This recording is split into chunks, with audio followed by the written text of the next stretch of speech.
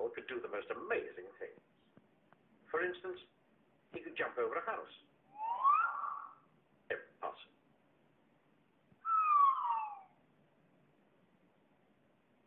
And Mr. Impossible could make himself invisible.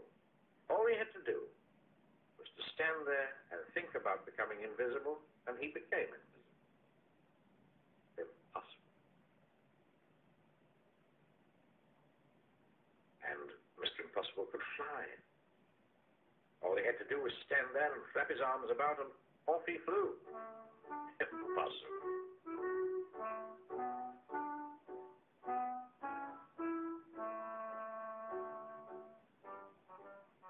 He lived in an impossible-looking house.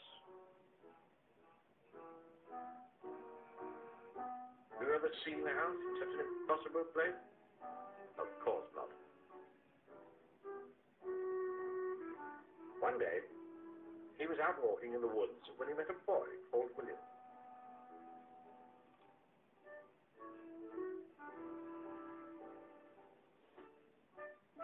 William was on his way to school.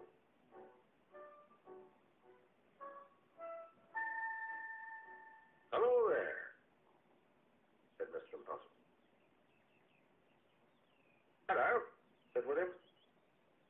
I'm William. I'm impossible. Really? Said William. Sure am, smiled Mr. Impossible. Can you do impossible things? Asked William. Haven't come across anything I couldn't do. William thought. Can you climb up that tree? He asked, pointing to the biggest tree in the wood. Oh, I can do better than that, replied Mr. Impossible. I can walk up that tree. And he did.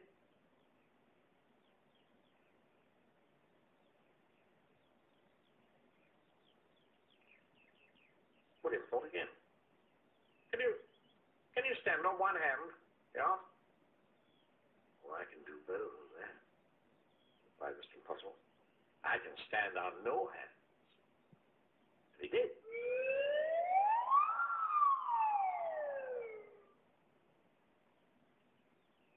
Huh. That's impossible, replied William. Sure is, replied Mr. Impossible. Then William remembered that he was on his way to school. Why don't you come with me? He asked. But I've never been to a school before. By this time you did, replied William. Come on.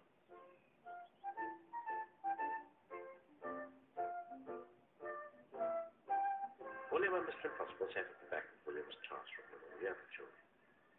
The teacher came in, but didn't notice that there was somebody extra in his class that morning. Morning, children, he said. I have a very difficult sum for you to do today. It will take you most of the morning to work out the answer. And he wrote the sum on the blackboard. It really was the most difficult sum William had ever seen in his whole life, full of adding up and taking away, and multiplications and divisions,